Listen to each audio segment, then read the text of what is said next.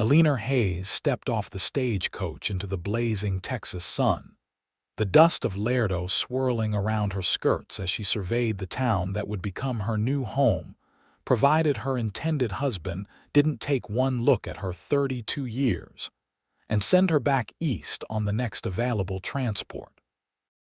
The journey had been grueling 6 weeks of jarring travel from Boston, each mile taking her further from the life she'd known as a seamstress and closer to an uncertain future with a man she'd never met. Mason Quinn had advertised for a bride in the matrimonial news, his request straightforward: a woman of good character willing to share the burdens and blessings of ranch life. He'd mentioned wanting someone mature enough to handle hardship, but Eleanor knew well enough what most men meant when they sent for mail-order brides. They wanted young, biddable girls who would look pretty on their arm and bear a dozen children. Eleanor adjusted her bonnet against the merciless sun and gathered her 2 modest bags. She'd been honest in her letters, mentioning her age outright, but experience had taught her that men often skimmed such details when fixating on the daguerreotype she'd enclosed. The photograph had been taken 5 years earlier, when her chestnut hair contained fewer strands of silver, and the lines around her eyes were less pronounced. "Miss Hayes." A deep voice called from behind her. Eleanor turned, steeling herself for the inevitable disappointment. The man who stood before her was tall and broad-shouldered, his skin tanned from years under the southwest sun. His dark hair was shot through with hints of gray at the temples, and his face bore the weathered look of someone who'd seen his share of hardship. He wasn't handsome in the conventional sense, but there was something compelling about his steady gaze. "Mr. Quinn," she replied, extending her hand with more confidence than she felt. "Mason Quinn," he confirmed, taking her hand in his calloused one. His eyes, a striking shade of blue, studied her face with unsettling intensity. "You're older than your picture suggested." Eleanor felt her heart sink, but pride kept her spine straight. "I mentioned my age in my letters, Mr. Quinn. I'm 32. If that's a problem, I understand." "I can find lodging in town until—" "Good," he interrupted, surprising her. "I need a woman, not a girl, someone who knows her own mind." A ghost of a smile crossed his features. "Most of the brides who come out here are barely more than children. They take one look at ranch life and run screaming back to civilization within a month." The knot of tension in Eleanor's shoulders eased slightly. "I'm not afraid of hard work, Mr. Quinn. Call me Mason," he said, taking her bags, "and I should hope not. There's plenty of it waiting at the Diamond Q." As they walked toward his wagon, Eleanor took in the bustling frontier town. Laredo had grown considerably since becoming a stop on the Texas-Mexican Railway some years back. The main street boasted several established businesses: a general store, saloon, hotel, and what appeared to be a newly constructed schoolhouse. Men in cowboy hats and women in practical frontier dresses moved about their business, many pausing to cast curious glances at Mason and his newly arrived bride. "Town's curious about you," Mason said, following her gaze as he helped her onto the wagon seat. "Been wondering what kind of woman would agree to marry the grumpy bachelor from Diamond Q. And what kind of man would send for a bride he's never met," Eleanor countered, settling her skirts. Mason climbed up beside her and took the reins. "Fair question. I reckon we've got the 20-mile ride to my ranch to figure each other out." He clicked to the horses and the wagon lurched forward. "Unless you've changed your mind already," Eleanor studied his profile. "No, Mr. Quinn Mason. I came to Texas to get married, and unless you find me wholly unsuitable, I intend to honor that commitment." "Glad to hear it," he said, and flicked the reins to urge the horses to a trot. "Diamond Q isn't much to look at, but it's home. Been in my family for 3 generations." As they left the town behind, Eleanor ventured, "Your advertisement mentioned you were widowed." Mason's jaw tightened. "Sarah died 6 years ago, fever." He cleared his throat. "We'd been married 3 years, no children." "I'm sorry for your loss," Eleanor said quietly. "Life goes on," Mason replied, his tone making it clear the subject was closed. "What about you? Your letters said you've never been married." "That's correct," Eleanor said, watching the landscape change as they traveled. The terrain grew rougher, more untamed with each passing mile. "I was engaged once in my youth. He found someone younger before the wedding." Mason grunted. "His loss." They rode in silence for a while, the rhythmic clop of hooves and creak of wagon wheels filling the space between them. The Texas landscape stretched vast and wild around them, mesquite trees dotting the arid plains, distant mesas rising like sentinels against the cloudless sky. "It's beautiful," Eleanor murmured, taking in the rugged terrain. "Different from Massachusetts, but beautiful in its own way." "Gets in your blood," Mason said. "Couldn't imagine living anywhere else now." He glanced at her. "City woman like you might find it lonely out here." Eleanor smiled. "I've had my fill of crowds, Mr. Quinn. The quiet might be a welcome change." As they traveled, Mason pointed out landmarks and boundaries, explaining the challenges and rewards of ranching in this unforgiving land. Eleanor listened attentively, asking questions that revealed her practical nature. By the time the Diamond Q Ranch house came into view, the sun was low on the horizon, painting the landscape in rich golds and reds. The main house was larger than Eleanor had expected, a 2-story structure of timber and stone with a wide porch wrapping around the front. Several outbuildings clustered nearby, and in the distance, she could make out corrals and a bunkhouse. "It's impressive," she said honestly as Mason brought the wagon to a halt. "Been adding to it over the years," he said, jumping down and coming around to help her. His hands were strong and sure as they circled her waist, lifting her effortlessly to the ground. For a moment, they stood closer than propriety strictly allowed, and Eleanor felt an unexpected flutter in her chest. Mason stepped back, clearing his throat. "Mrs. Diaz has supper waiting. She comes up from town 3 times a week to cook and clean. Rest of the time, the house is our responsibility." His eyes met hers. "That going to be a problem?" Eleanor shook her head. "I can cook, clean, mend, and manage a household budget. I ran my father's home after my mother passed, and I've been supporting myself for over a decade." A look of approval crossed Mason's face. "Good. I need a partner, not a burden."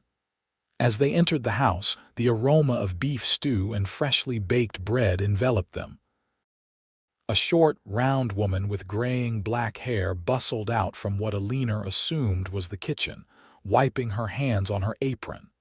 "So she came," the woman exclaimed, looking Eleanor up and down with undisguised curiosity. "I am Helena Diaz. You are welcome to Diamond Q, Miss Hayes." "Thank you, Mrs. Diaz," Eleanor replied warmly. "HMPH, you are not what I expected." The older woman's frank assessment was accompanied by a sidelong glance at Mason. "You are a woman, not a child. This is good." Mason's lips twitched. "That's what I said." Mrs. Diaz nodded approvingly. "Come, sit. You must be hungry after such a journey. We will eat and then you can rest. Tomorrow is soon enough for decisions." Over a hearty meal, Eleanor learned more about the ranch, the 20 men who worked the cattle, the challenges of the last drought, and the neighboring properties. Mason was not a talkative man, but he answered her questions directly and asked a few of his own. By the time Mrs. Diaz served coffee and apple pie, a tentative ease had settled between them.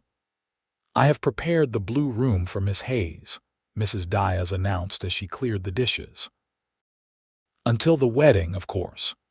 Eleanor felt heat rise in her cheeks. In the flurry of arrival, she had almost forgotten the purpose of her journey to marry this stranger across the table. Mason met her eyes. "The preacher comes through once a month. He'll be here next Sunday." "That gives us a week to be sure." "Sure," Eleanor echoed. "That this is what we both want." Mason's direct gaze never wavered.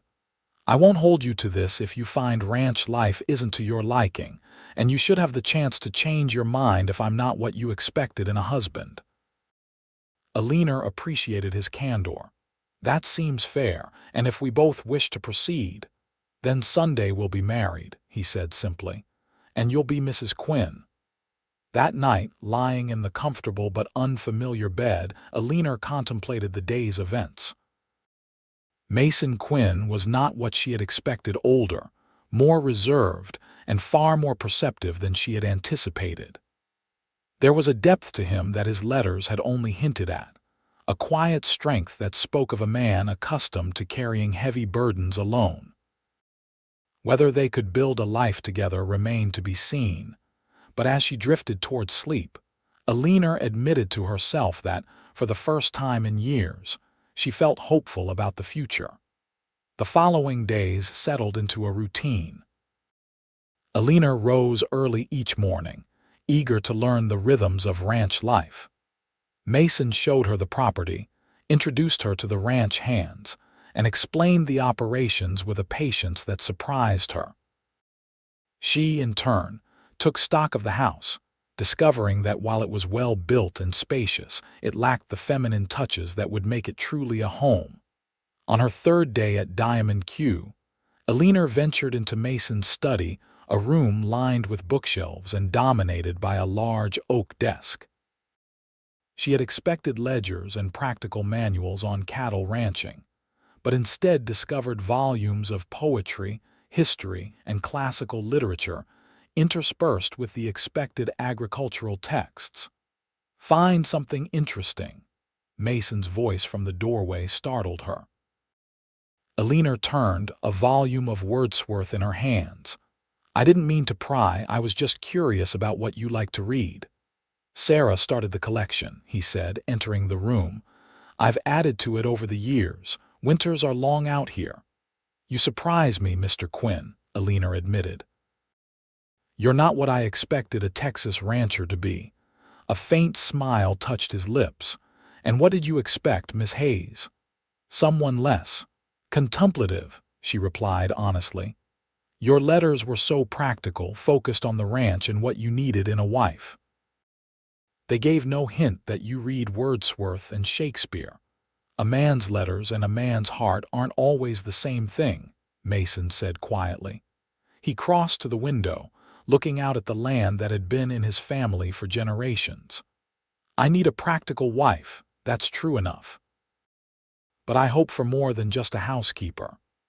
Eleanor felt something shift between them in that moment, a deeper understanding taking root. "And what is it you hope for, Mason?" He turned back to face her, his blue eyes intent.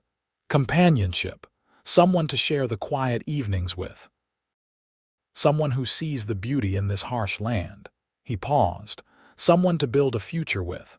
The raw honesty in his voice touched Eleanor deeply. "I hope for those things too," she confessed. "I didn't come to Texas just to escape spinsterhood. I came seeking a new beginning. A chance to build something meaningful." Mason nodded, and for a moment they stood in perfect understanding, the afternoon sunlight streaming through the windows illuminating the dust motes dancing between them. The moment was broken by the sound of horses approaching. Mason moved to the window, his expression changing from openness to concern. "Trouble," he said tersely. "Stay inside." Before Eleanor could respond, he strode from the room. Curiosity overcame caution, and she followed him onto the porch where 3 riders were dismounting. The lead man, tall and thin with a face like weathered leather, removed his hat as Mason approached. "Quinn," the man acknowledged. "Got problems. Jackson's men cut our fence line again, drove some of our cattle onto your southwest pasture. Boys are rounding them up now, but thought you should know." Mason's face hardened. Third time this month, Hank. Jackson's pushing too hard. Who's Jackson? Eleanor asked, moving to stand beside Mason. The three men looked at her in surprise, and Mason's jaw tightened. Miss Hayes, this is Hank Mercer, owns the Triple M to the south. His daughter Lily and son Robert. He turned back to Hank. Miss Hayes arrived from Boston 3 days ago. We're to be married Sunday. Hank's eyebrows shot up, but he tipped his hat politely. Madam, welcome to Texas. Thank you, Eleanor replied. And who is this Jackson you mentioned? The men exchanged glances before Mason answered. Victor Jackson. Owns the Rocking J to the north. Been trying to expand his holdings by whatever means necessary for the past 2 years. He's a snake, Robert Mercer interjected, his young face flushed with anger. Hired guns, rustled cattle, threats against neighboring ranchers. Man's determined to control the whole county.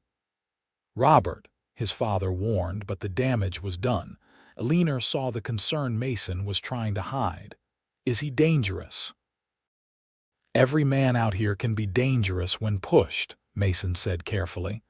Jackson's just more willing to push first. He turned back to Hank. I'll ride with you to check the fence line. Let me get my foreman. As Mason walked toward the bunkhouse, Lily Mercer stepped closer to Eleanor. She was a pretty girl of about 19, with honey blonde hair and a sprinkling of freckles across her sun-kissed face. Are you really going to marry Mr. Quinn? She asked, her eyes wide with curiosity. Everyone in town's been talking about it. They said he sent for a bride from back east. Eleanor smiled at the girl's forthright manner. Yes, that's the plan.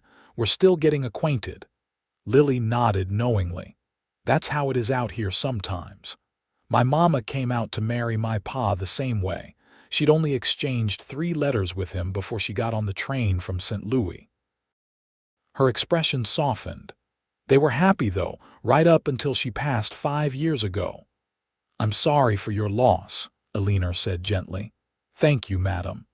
Lily's gaze shifted to where Mason was now striding back toward them, accompanied by a stocky man in his 40s. Mr. Quinn's a good man. Hard sometimes and quiet but good. Everyone respects him. And fears Jackson, Eleanor observed. Lily's smile faded. With good reason, madam. He killed my uncle last spring, said it was self-defense, but everyone knows better. She lowered her voice. Just be careful. Jackson don't like being crossed, and he's had his eye on Diamond Q for a while now. Before Eleanor could respond, Mason rejoined them. Miss Hayes, this is Jim Foster, my foreman. Jim, Miss Hayes will be mistress of Diamond Q after Sunday. The foreman touched his hat respectfully. Madam, welcome to Texas. Thank you, Mr. Foster, Eleanor replied. It seems I've arrived at a complicated time. No more than usual, Mason said dismissively. He turned to Eleanor. I'll be back before sundown, Mrs. Diaz should be arriving shortly for dinner preparations. Eleanor straightened her spine. I'm perfectly capable of preparing dinner, Mason. Please don't worry about me. Something like approval flickered in his eyes. Never said I was worried, just letting you know the plan. He hesitated, then added, bar the door after we leave. Don't open it unless you know who's knocking. With that cryptic warning, the men mounted their horses and rode off, leaving Eleanor and Lily standing on the porch. Pa says I should head back to the house, Lily said apologetically. But I'd sure like to visit again if you wouldn't mind. Not many women my age around these parts. I'd like that very much, Eleanor said warmly, surprised by how quickly she'd taken to the young woman. After Lily departed, Eleanor returned to the house, locking the door as instructed. She tried to busy herself with household tasks, but her mind kept returning to the conversation about Victor Jackson. By the time Mrs. Diaz arrived 2 hours later, Eleanor had worked herself into a state of nervous curiosity. This Jackson, she began, helping the older woman prepare vegetables for a stew. Is he truly as dangerous as they say? Mrs. Diaz's hand stilled. You have heard of him already. This is not good. The Mercers mentioned trouble with cut fence lines and cattle, Eleanor explained. Bah! The fence lines are just the beginning. Mrs. Diaz chopped a carrot with particular vehemence. That man, he wants everything: land, power, respect. When he cannot buy, he takes. When people stand against him, they have accidents. She fixed Eleanor with a serious gaze. 2 ranchers dead in the last year. 1 house burned with the family inside. They escaped, thanks be to God, but lost everything. And the sheriff, he looks the other way. Jackson's money speaks loudly.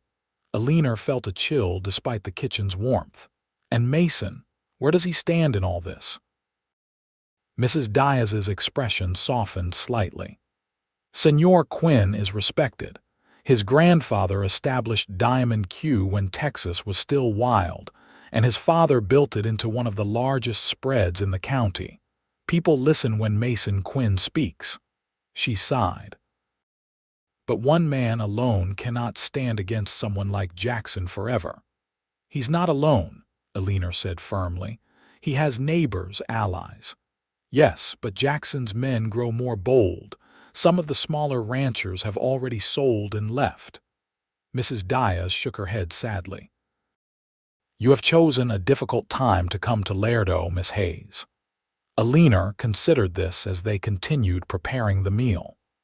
When she'd agreed to marry Mason Quinn, she'd expected the challenges of frontier life, the isolation, the physical demands, the adjustment to a new way of living. She hadn't anticipated being drawn into what amounted to a range war. Mason returned as the sun was setting, his expression grim. He said little during dinner, but Eleanor could see the tension in the set of his shoulders, the tightness around his eyes. After Mrs.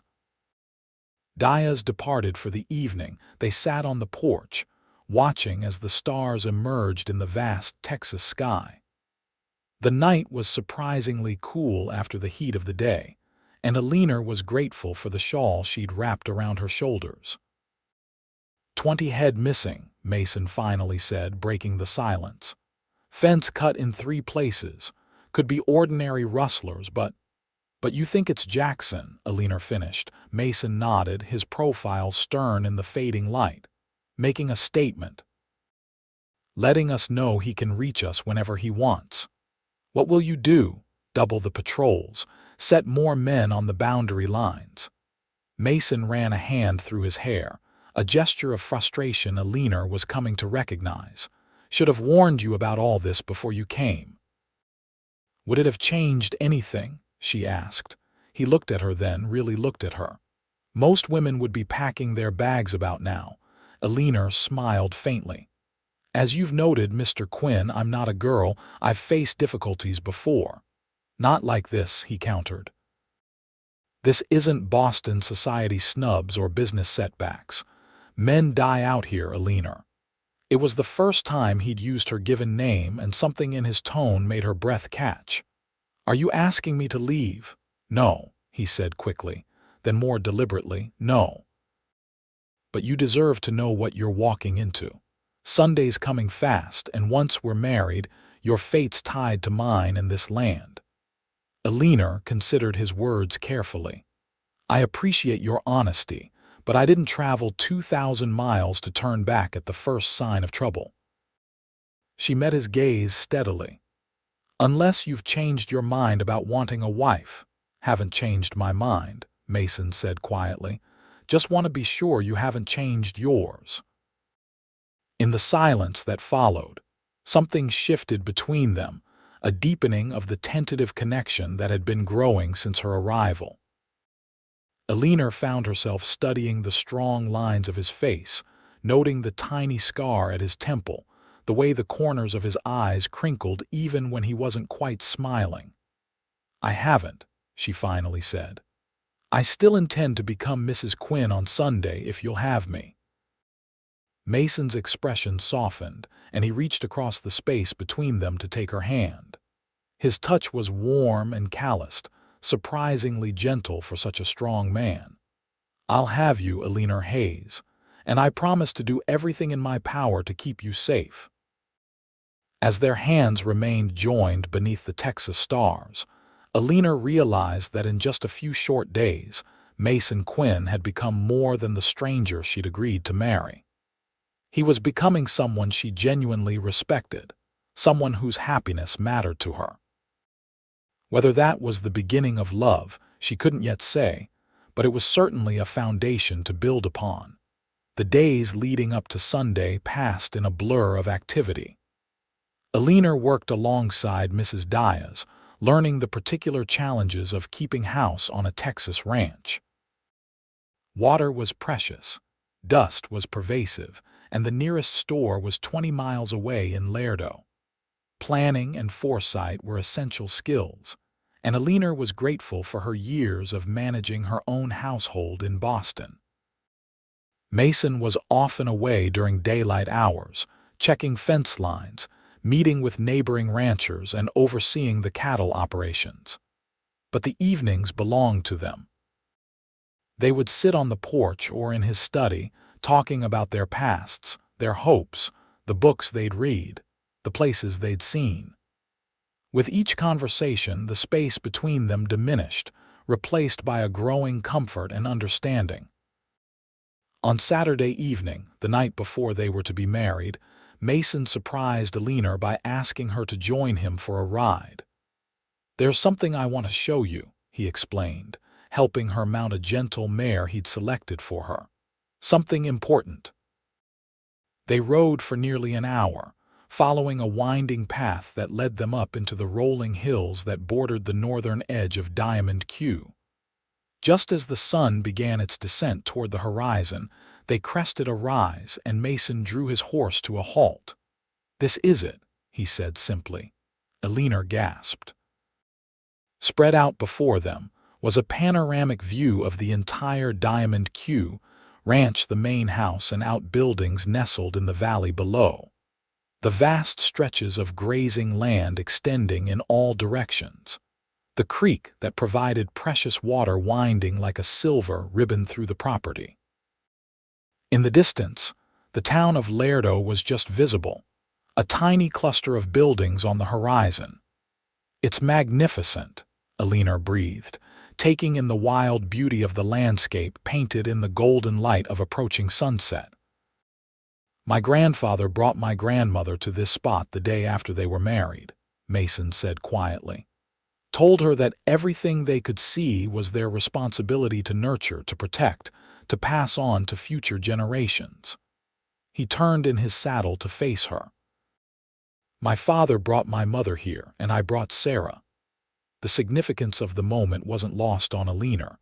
"And now you've brought me," Mason nodded, his eyes never leaving her face. "This land is in my blood, Eleanor. It's who I am. I need you to understand that before tomorrow." "I do understand," she said softly, "and I'm honored to be part of its story. It won't be easy," he warned.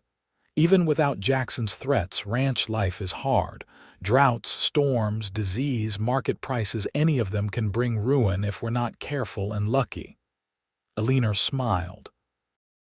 "Life offers no guarantees, Mason, whether in Boston or Texas. All we can do is face each day with determination and hope." Something in her words seemed to reach him deeply. He dismounted and came to her side, lifting her down from her horse with strong hands that lingered at her waist. "I never expected to feel this way again," he admitted, his voice rough with emotion. "After Sarah died, I thought that part of me was gone forever. I just wanted a practical arrangement, a partnership." He drew a deep breath. "But you've woken something in me, Eleanor Hayes. Something I thought was dead and buried." Eleanor's heart quickened at his words and the intensity in his blue eyes. "Mason, I'm not a man who speaks easily of feelings," he continued.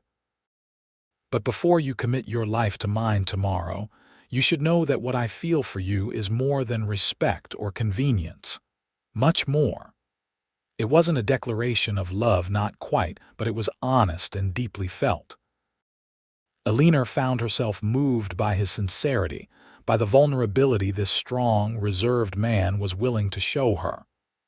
"I feel it too," she whispered. "This connection between us.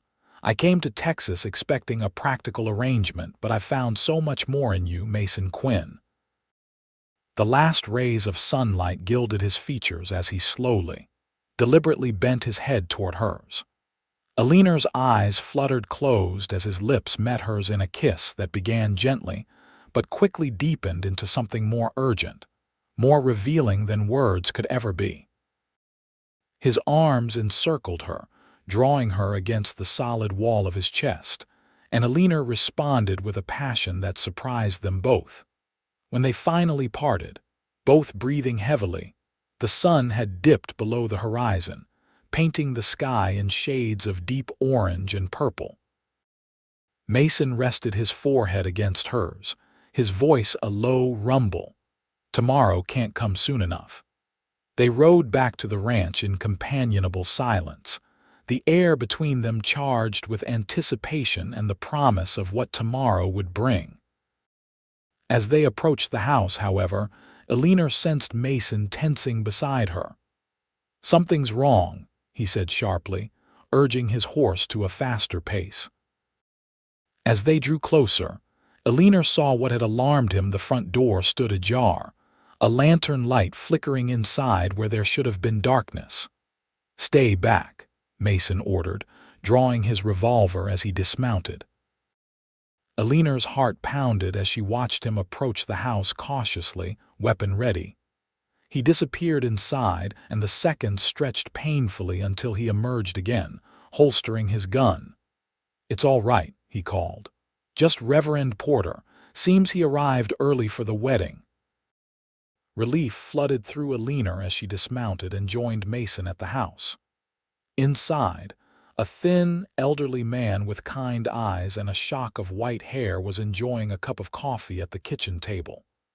"Ah, the bride-to-be," he exclaimed, rising to his feet. "Forgive the intrusion, my dear.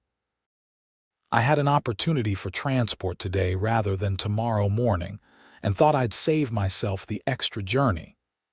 "You're most welcome, Reverend," Eleanor assured him, though she couldn't help feeling that the intimate moment she and Mason had shared on the hilltop had been too soon interrupted. The evening passed pleasantly enough, with Reverend Porter regaling them with stories of his 40 years ministering to the spiritual needs of Texas settlers.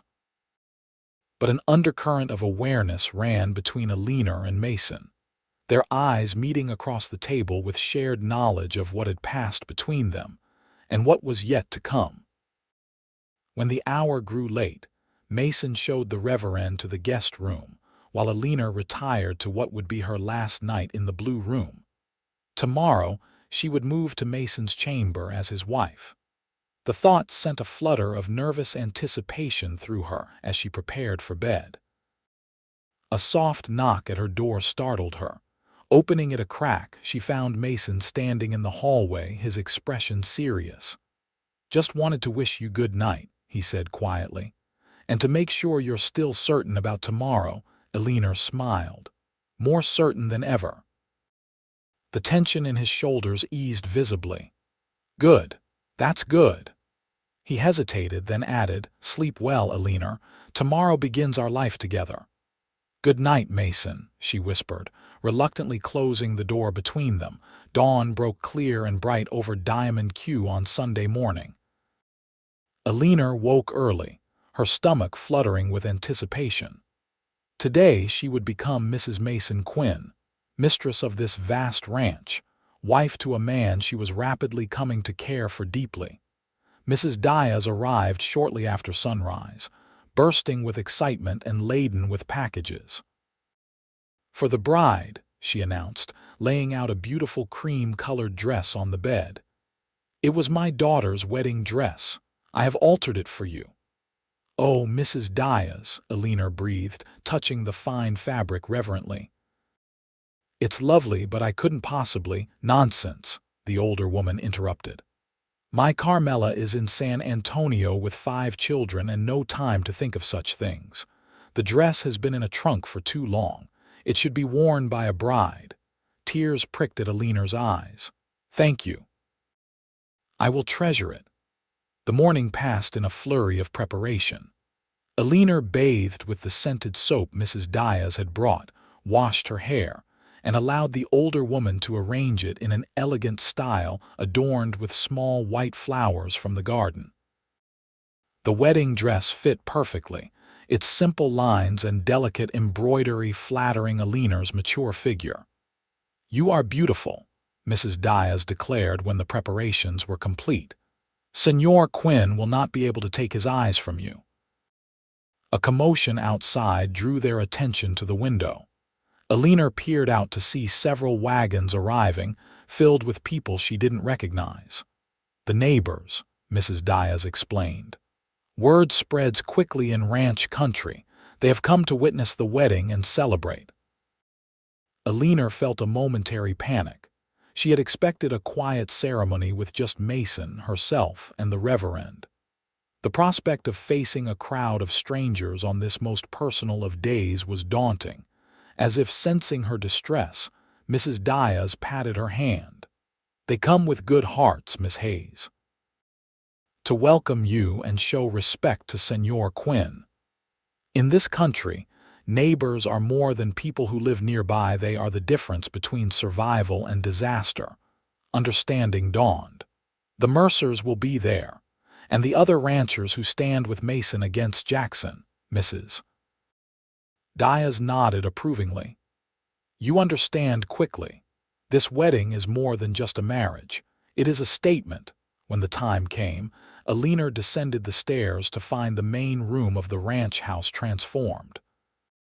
Flowers adorned every surface. Chairs had been arranged in rows, and at least 30 people were packed into the space. All turned to watch her entrance. And there at the front, standing beside Reverend Porter, was Mason. He'd traded his usual ranch clothes for a formal black suit that accentuated his broad shoulders and tall frame.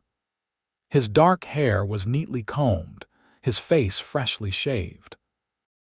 But it was the expression in his eyes as he watched her approach that made Eleanor's heart skip a mixture of pride, wonder, and unmistakable desire.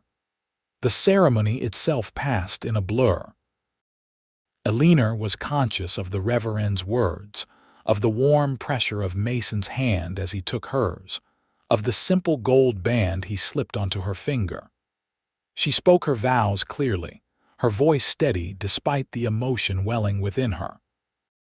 And when Reverend Porter pronounced them husband and wife, Mason's kiss was brief but tender, mindful of their audience yet promising more to come. The celebration that followed was unlike anything Eleanor had experienced in Boston society. Tables were set up in the yard, laden with food brought by the neighboring families. A fiddler and banjo player struck up lively tunes, and soon couples were dancing in the cleared area before the porch. Mason was pulled away frequently to speak with various men, their conversations appearing serious despite the festive occasion. "They're discussing strategy," Lily Mercer explained, appearing at Eleanor's side with a glass of lemonade. "Jackson's men have been spotted near the Triple M again. Pa thinks they're planning something big." Eleanor frowned. "On our wedding day." "That's just it," Lily said, lowering her voice. "Everyone being here at Diamond Q leaves the other ranches vulnerable. Pa sent our foreman and 3 hands back to keep watch, but he's worried." The gravity of the situation struck Eleanor forcefully. These people had come not just to celebrate a wedding but to demonstrate solidarity in the face of a common threat. By gathering here, they placed themselves at risk. As the afternoon progressed, Eleanor made a point of speaking with each guest, learning names and relationships, demonstrating that she understood and respected the network of alliances that bound these ranching families together. Many seemed surprised by her interest and knowledge, having perhaps expected an Eastern lady more concerned with propriety than practicality.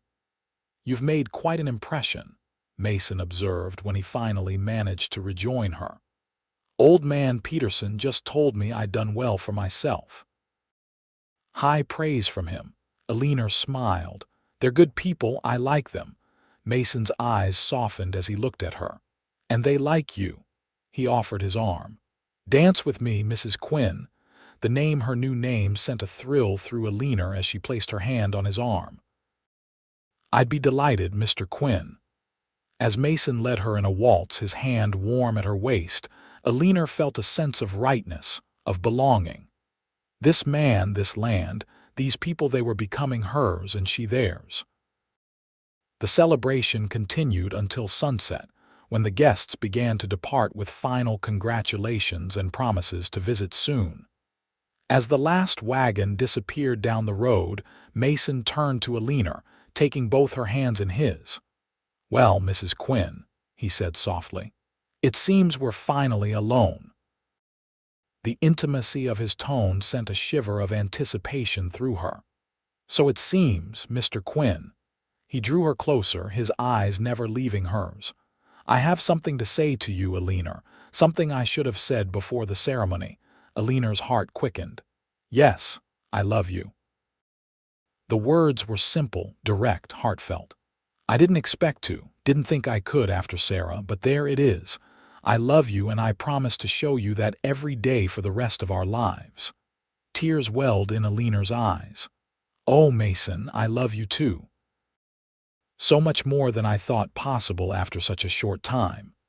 His kiss was different this time, unhurried, thorough, deepening as Eleanor responded with equal passion.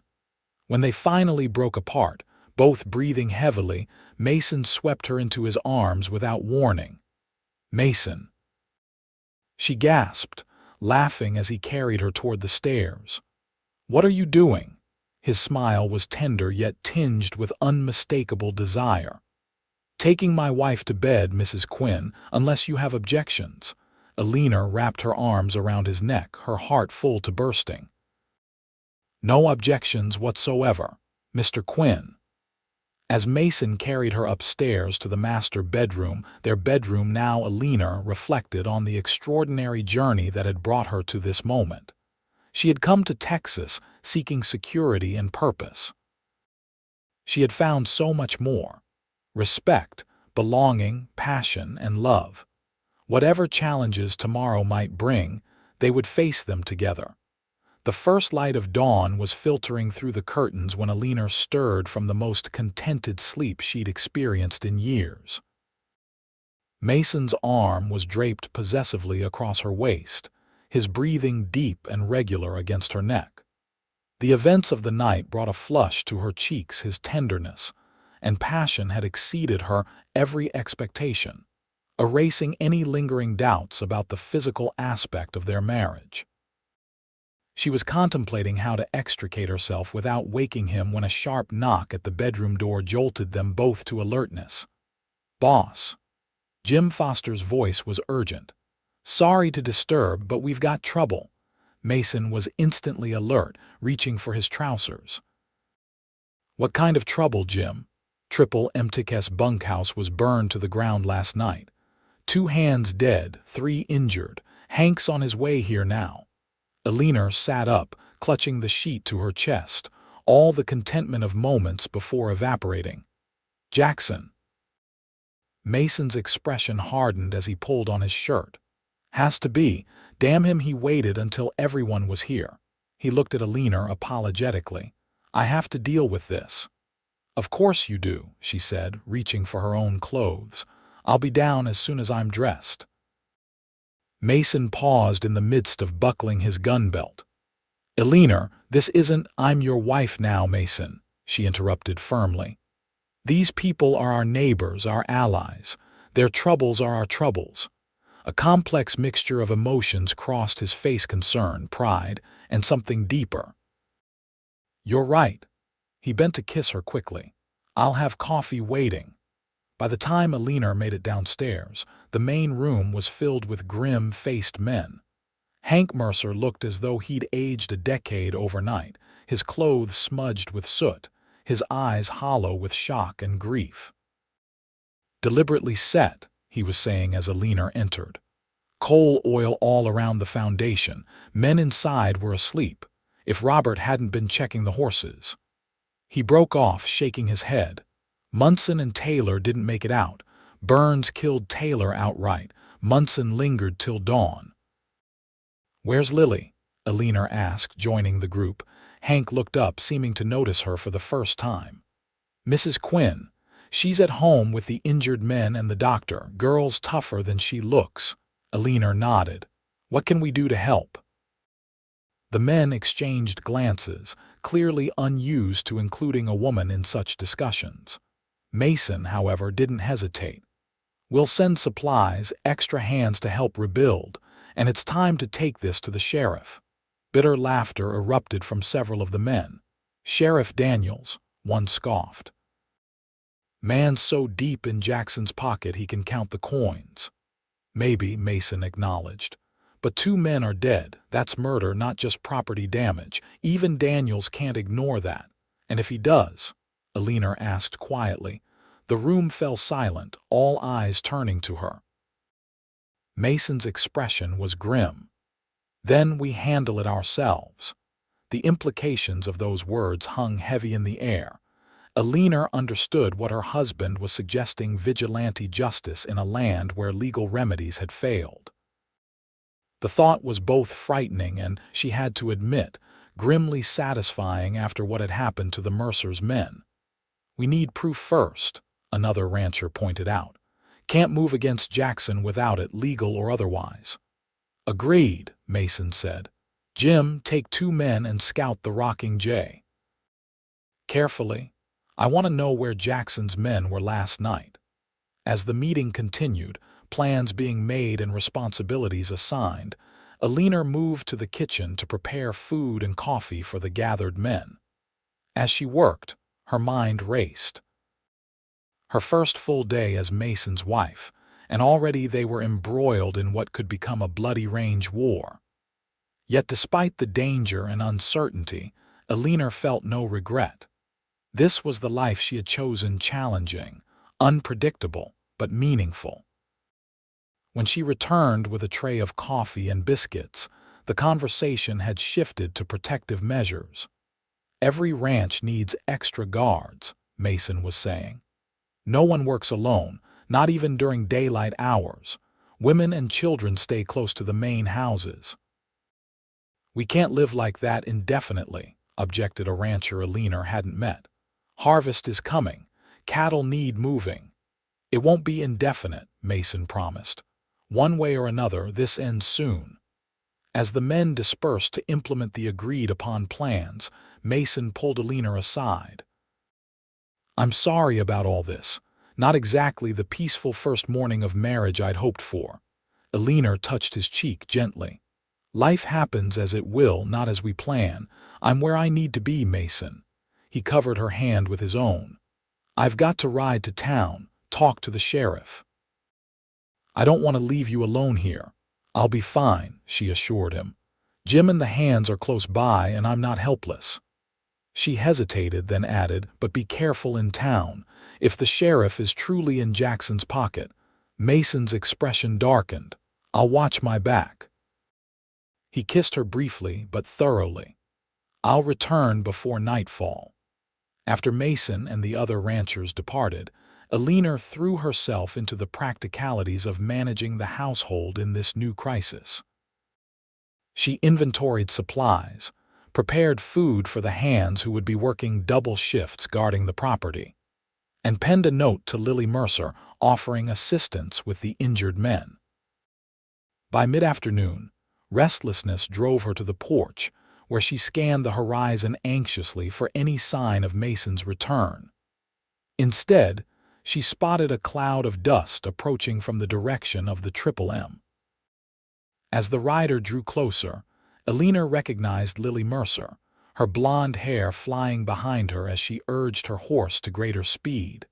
Something in the urgency of the girl's approach sent a chill down Eleanor's spine. "Mrs. Quinn," Lily called, reining her mount to a skidding halt before the porch. "Is Mr. Quinn here?" "He's gone to town," Eleanor replied, hurrying down the steps. "What's happened?" Lily's face was flushed with exertion and fear. Jackson's men were seen heading toward Laredo this morning, a dozen of them, all armed. She drew a shaky breath. Pa's afraid they're planning to ambush Mr. Quinn when he tries to talk to the sheriff. Cold dread settled in the pit of Eleanor's stomach. When did they leave? About 2 hours ago. Pa sent riders to warn the other ranches, but no one could reach Diamond Q in time. Tears welled in Lily's eyes. I rode as fast as I could, but you did the right thing, Eleanor assured her, mind racing. Mason had left hours ago, which meant he was already in town, possibly walking into a trap. Come inside. We need to send help. In the kitchen, Eleanor found Jim Foster and quickly explained the situation. The foreman's weathered face paled beneath his tan. I'll gather the men, he said immediately. We can be in town within the hour. Be careful, Eleanor warned. If Jackson has a dozen men there, you'll be outnumbered. Jim nodded grimly. We'll be smart about it, and the Mercers might have sent men too. As the foreman hurried to assemble a rescue party, Eleanor paced the kitchen, torn between fear for Mason's safety and frustration at her own helplessness. Then an idea struck her. Lily, she said abruptly, you know this country well. Is there a faster way to reach town than the main road? Lily considered this. There's an old cattle trail that cuts through the eastern section of your property. It's rough going, but it would save nearly half an hour. Eleanor made her decision in an instant. Show me. Mrs. Quinn, Lily's eyes widened. You can't mean to go yourself. That's exactly what I mean, Eleanor said firmly, already moving toward the door. My husband may be riding into an ambush. I won't sit here wringing my hands while others go to his aid. But what can you do that the men can't? Lily protested, following her. Eleanor paused. Perhaps nothing. But I know Laredo better than they might expect. I spent 3 days there before Mason brought me to Diamond Q. A plan was forming in her mind, and no one will be watching for a woman. Despite Lily's continued objections, Eleanor was resolute. She changed quickly into her most practical riding clothes, strapped on the small derringer Mason had given her for protection, and ordered the stable boy to saddle the mare she'd ridden the previous day. You're determined to go, aren't you? Lily finally conceded. Eleanor nodded. I am, but you should return to your father's ranch. They'll need you there. Lily straightened her spine. No, madam. If you're going, I'm going with you. I know the trail, and 2 women are safer than 1.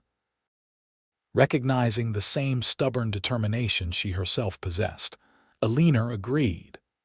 Within minutes, they were galloping across Diamond Q land, following the barely visible cattle trail that wound through scrub and rocky outcroppings toward Laredo. As they rode, Eleanor's mind churned with possibilities. If they reached town in time to warn Mason, they could avoid the trap entirely. If not, they might still be able to alert allies, create a diversion, or somehow tip the scales in Mason's favor. The sun beat down mercilessly as they pushed their horses to the limits of safety on the rough terrain. Eleanor's muscles protested the unaccustomed exertion, but she ignored the discomfort, focusing solely on the urgency of their mission. They crested a rise and Laredo appeared in the distance, its buildings shimmering in the heat. We're almost there, Lily said, relief evident in her voice. Where would Mr. Quinn go first? The sheriff's office, Eleanor replied. But let's approach from the back streets. Less chance of being spotted. They slowed their pace as they entered the outskirts of town, trying not to attract attention. Eleanor's heart pounded with fear and determination as they dismounted in an alley behind the general store, tethering their horses to a hitching post. The sheriff's office is on the main street, Lily whispered. We can circle around through these back alleys. Eleanor nodded. Stay close and keep your eyes open for Jackson's men. They moved cautiously through the narrow passages between buildings. Eleanor grateful for the practical clothing that allowed her to move quietly and quickly. As they neared the main street, the sounds of town life grew louder: wagon wheels on packed dirt, the murmur of conversations, a piano playing in the saloon. Peering carefully around the corner of a building, Eleanor scanned the street. The sheriff's office was visible about 50 yards away, its door closed. Outside the saloon across the street, several rough-looking men lounged, apparently casual but with an alertness that set alarm bells ringing in Eleanor's mind. "Jackson's men," she whispered to Lily. The girl nodded, her face pale. "Some of them. I recognize the one with the red bandana. He was at our place the day Pa confronted Jackson about the water rights." Eleanor continued her survey, heart sinking when she spotted Mason's horse hitched outside the sheriff's office. "He's already inside." "What do we do now?" Lily asked, her young voice steady despite the fear evident in her eyes. Eleanor thought quickly. "We need a diversion, something to draw those men away from their positions before Mason comes out." She glanced at the buildings surrounding them, an idea forming. "The livery stable, is it nearby?" "Just down that way," Lily pointed. "What are you thinking?" "Fire has always been an effective distraction," Eleanor said grimly. "Not the stable itself, I wouldn't endanger the animals, but the empty storage shed beside it. If it caught fire, every able-bodied man in town would rush to help, including those men." Lily's eyes widened at the boldness of the plan. That's illegal." "So is murder," Eleanor countered. "Which is what they're planning for my husband." She softened her tone. "You don't have to help. You can take the horses and ride back to warn Jim and the others about where Mason is." For a moment, Lily hesitated, conflict evident on her young face. Then determination settled over her features. "No, I'm with you, let's do it." Moving as quickly and quietly as possible, they made their way to the livery stable. The storage shed stood a safe distance from both the stable itself and other buildings, filled with old hay and discarded wooden crates. "We'll need something to start the fire," Eleanor murmured, scanning their surroundings. "The blacksmith's forge is right there," Lily pointed out. "I could get a hot coal while he's not looking." "Too dangerous," Eleanor decided. "Look, there's a lantern hanging by the shed door. That will serve." With Lily keeping watch, Eleanor retrieved the lantern and carefully poured a small amount of its oil onto the driest hay she could find at the shed's edge. Taking a deep breath, she struck a match from the small box in her pocket and touched it to the oil-soaked hay. The flame caught immediately, spreading faster than Eleanor had anticipated. "Time to go," she said urgently, grabbing Lily's arm and pulling her back toward the alley where they'd left their horses. They had barely reached the relative safety of the narrow passage when shouts of "Fire!" rang out across the town. Looking back, Eleanor saw flames licking at the shed roof, smoke billowing into the clear Texas sky. "It worked," Lily exclaimed, peering around the corner at the main street. "They're all running to help." Sure enough, the men who had been lounging outside the saloon were now racing toward the livery, along with most of the town's other occupants. The street before the sheriff's office was momentarily deserted. "Now we warn Mason," Eleanor said, leading the way back toward the main street. They had nearly reached the sheriff's office when the door swung open and Mason emerged, his expression grim. Beside him walked a portly man with a silver star pinned to his vest. Sheriff Daniels, Eleanor presumed. She stepped into view. "Mason." His head jerked up, shock and alarm crossing his features as he spotted her. "Eleanor, what the hell, it's a trap," she said urgently, closing the distance between them. "Jackson's men are waiting for you. Hank Mercer sent warning, but you'd already left." The sheriff's expression shifted from surprise to something more calculating. "Now, Mrs. Quinn, that's a serious accusation. Victor Jackson is a respected businessman. who burned down the Triple M bunkhouse last night and killed 2 men, Eleanor finished sharply. Don't pretend you don't know, Sheriff. Mason's hand moved subtly toward his holstered revolver. Is this true, Daniels? Did you know about the fire? Before the sheriff could respond, shouts from down the street drew their attention. Through the crowd still gathered around the burning shed, several men were pushing their way back toward the main street, anger evident in their purposeful strides. They've realized it's a diversion, Eleanor said, fear spiking through her. Mason, we need to go. Now. The sheriff's hand dropped to his own weapon. Nobody's going anywhere until we sort this out. In that instant, Eleanor knew with certainty that Daniels was indeed in Jackson's pocket, and that he had no intention of letting Mason leave town alive. Without conscious thought, she reached into her pocket and withdrew the derringer, pointing it steadily at the sheriff. "Step away from my husband, Sheriff Daniels," she said, her voice remarkably calm despite the hammering of her heart. "We're leaving." Surprise flickered across the lawman's face, quickly replaced by contempt. "You won't shoot, lady. Put that toy away before someone gets hurt." "She might not," came Lily's voice as she stepped forward, a small revolver of her own appearing in her hand. "But I will." "You were supposed to protect my uncle, Sheriff. Instead, you let Jackson kill him and called it self-defense." Momentary confusion paralyzed the tableau just long enough for Mason to draw his weapon and step away from the sheriff. "Mount up," he ordered Eleanor and Lily. "We're riding out." Eleanor kept her derringer trained on Daniels as she backed toward Mason's horse. "What about Jim and the others? They're on their way to town to help you." "We'll meet them on the road," Mason said tersely, helping her up behind him on his horse while Lily mounted her own. "Hold tight." Eleanor barely had time to secure her arms around Mason's waist before he spurred his horse forward, galloping past the stunned sheriff and down the main street.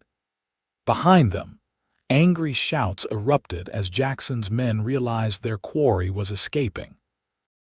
Shots rang out, bullets kicking up dust around them as they raced out of town. Eleanor clung to Mason, her face pressed against his back, terror and exhilaration mingling in her veins. Lily kept pace beside them, bent low over her horse's neck. They'd gone perhaps a mile when Mason suddenly veered off the road, leading them into a rocky ravine that offered some cover. "They'll be following," he said grimly, drawing his horse to a halt in the shelter of an overhanging ledge. "We need to slow them down." Eleanor dismounted shakily, her legs nearly buckling beneath her as the full impact of what they'd just done hit her. "Mason, I'm sorry. I shouldn't have what?" he interrupted, checking his revolver. "Saved my life, warned me about an ambush." He looked at her then, and despite the danger of their situation, his eyes held unmistakable pride. "You were magnificent, Eleanor." Before she could respond, the sound of approaching horses drew their attention.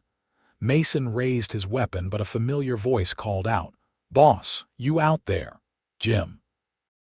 Mason replied, relief evident in his tone. "Down here in the ravine."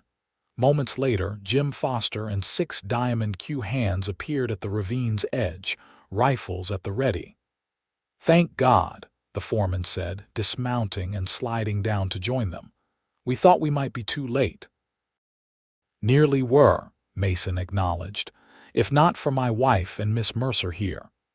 Jim's eyebrows rose as he took in Eleanor's disheveled appearance and the small derringer still clutched in her hand. "Mrs. Quinn, didn't expect to find you in the thick of things." "Neither did I," Eleanor admitted, finding a shaky smile. "But circumstances change one's expectations." Further conversation was cut short by the distant sound of pursuing riders. "They're coming," Mason said tersely. "Jim, how many men did you pass on the road?" "None yet," the foreman replied. "But they can't be far behind us." Mason made a swift decision. "We'll make a stand here, good defensive position, and we've got the numbers now." He turned to Eleanor and Lily. "You two stay back under that ledge. If things go badly, there's a path up the other side of the ravine that leads back to Diamond Q land." Eleanor wanted to protest, to insist on staying by his side, but the grim determination in Mason's eyes stopped her. This was his world, his expertise. For now, the best way she could help was by following his directions. She and Lily retreated to the shelter of the ledge as the men positioned themselves strategically among the rocks, weapons ready. The minutes stretched painfully as they waited, every sound magnified in the tense silence. Then they herded horses approaching at speed, men's voices calling to each other. Eleanor counted at least 8 distinct voices. With Jim in the hands, they had the advantage in numbers, but only just. "Hold your fire until I give the word," Mason ordered quietly. "Let them come into the ravine." The first rider appeared at the ravine entrance, then another. They paused, clearly sensing the trap but uncertain of its nature. A third man joined them, taller than the others, better dressed, with an air of authority that marked him as someone important. "That's Jackson," Lily whispered, her voice tight with hatred. "The one in the black hat." Eleanor studied the man who had caused so much suffering, who even now was trying to kill her husband. He looked unremarkable, neither particularly handsome nor notably villainous, but there was something cold and calculating in his stance that sent a shiver down her spine.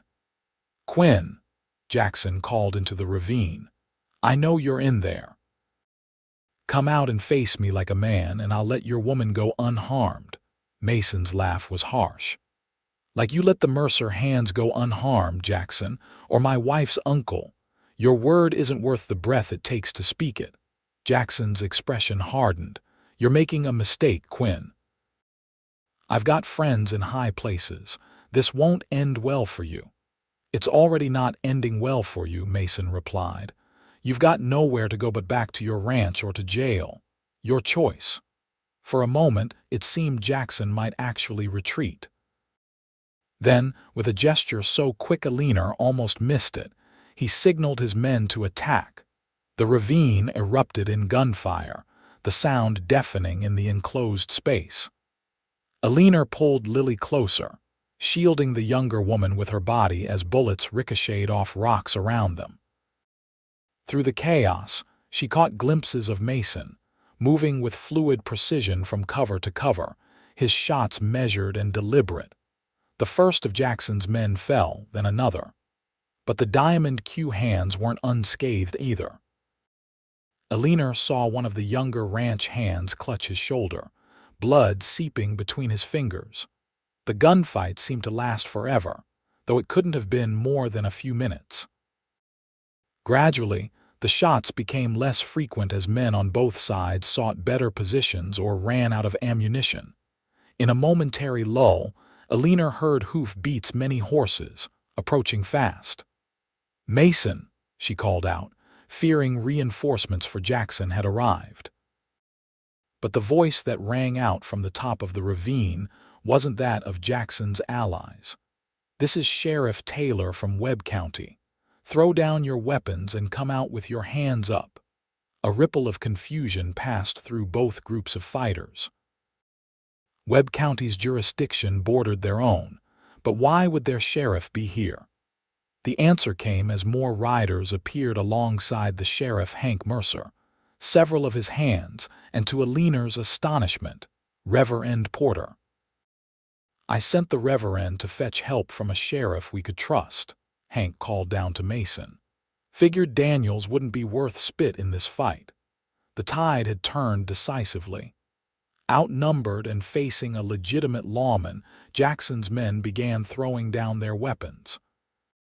Jackson himself made one desperate attempt to flee, spurring his horse toward the far end of the ravine, only to find his path blocked by 2 of Sheriff Taylor's deputies. In less than an hour, it was over. Jackson and his men were disarmed and under arrest. The injured were being tended to, including 2 of Diamond Q's hands with minor wounds. Mason himself had a bullet graze along his ribs that Eleanor insisted on cleaning and bandaging immediately. Her hands steady despite the aftermath of fear still coursing through her. "You could have been killed," she said quietly as she worked, the privacy of the moment shielded by a boulder from the activity around them. Mason's hand came up to cup her cheek. "So could you, coming after me like that? What were you thinking, Eleanor?" "That I couldn't bear to lose you," she answered simply. "Not when I've only just found you." His eyes darkened with emotion. "I've never had anyone fight for me the way you did today." He drew her closer, mindful of his injured side. "I meant what I said before. You were magnificent." Sheriff Taylor approached, interrupting their moment. "Mr. Quinn, Mrs. Quinn, I'll need statements from both of you about what happened here and back in Laredo." Mason nodded. "Of course, Sheriff. And what about Daniels?" "Already dealt with," Taylor said grimly. "My deputies arrested him in Laredo. Seems he's been taking payments from Jackson for years to look the other way. Got the ledger to prove it." He glanced at Eleanor with newfound respect. "Your wife's distraction gave my men the opportunity to search his office while everyone was occupied with the fire." Eleanor blinked in surprise. "That wasn't part of my plan." "Best plans often have unexpected benefits," the sheriff replied with a slight smile. "Now, if you're able to travel, I suggest we all head back to town. This business needs to be properly documented, and I expect you folks could use a proper meal and rest." As they prepared to leave the ravine, Lily Mercer approached Eleanor, her young face still pale but composed. "Mrs. Quinn, I just wanted to say thank you for everything today. I've never met anyone like you before." Eleanor smiled warmly at the girl. "Nor I you, Lily. You showed remarkable courage." Lily straightened proudly. "My mother always said that when the time comes, you find out what you're made of." She glanced toward where her father was helping one of the injured men onto a horse. "I think I found out today." "I believe you did," Eleanor agreed. "And I hope you'll visit Diamond Q often. I could use a friend in this new country." The girl's face lit up. "I'd like that very much, Mrs. Quinn." As they rode back toward Laredo, a much larger, more formidable group than when they'd fled it earlier, Mason kept his horse close beside Eleanor's. Despite his injury and the gravity of the day's events, there was a lightness to him she hadn't seen before, as if some long-carried burden had finally been set down. "What happens now?" she asked when they had a moment of privacy. Mason considered this. "Jackson will stand trial for the murders at Triple M, among other charges. With Taylor handling the case and Daniels facing his own legal troubles, justice might actually be served this time." He reached across the space between them to take her hand. "As for us, Mrs. Quinn, we go home. We rebuild what needs rebuilding, heal what needs healing, and we start our life together properly." "No more range wars?" Eleanor asked hopefully. Mason's smile held both tenderness and determination. "Not if I can help it. But if trouble comes again, I know I've got the right woman by my side to face it." Eleanor returned his smile, her heart full. She had come to Texas seeking a new beginning, a purpose greater than the limited opportunities Boston offered a woman of her years. She had found that and more danger and excitement, yes, but also deep belonging, respect, and a love she had nearly given up hoping for. As the sun began its descent toward the horizon, painting the vast Texas landscape in gold and crimson, Eleanor Hayes Quinn rode beside her husband toward their future, certain that whatever challenges it might hold, they would face them together, equal partners in all things, bound by love forged in the crucible of adversity, and tempered by mutual respect and admiration. "You know," Mason said thoughtfully as Laredo came into view, "this isn't exactly how I planned to spend our first day of marriage." Eleanor laughed, the the sound bright with genuine joy despite the danger they'd just survived. "Nor I, Mr. Quinn. But it certainly confirms what you told me when I arrived." "And what's that, Mrs. Quinn?" Her eyes met his, filled with love and promise. "That you needed a woman, not a girl, and it seems you got exactly what you needed." Mason's answering smile warmed her to her soul. "Indeed I did, Eleanor. Indeed I did."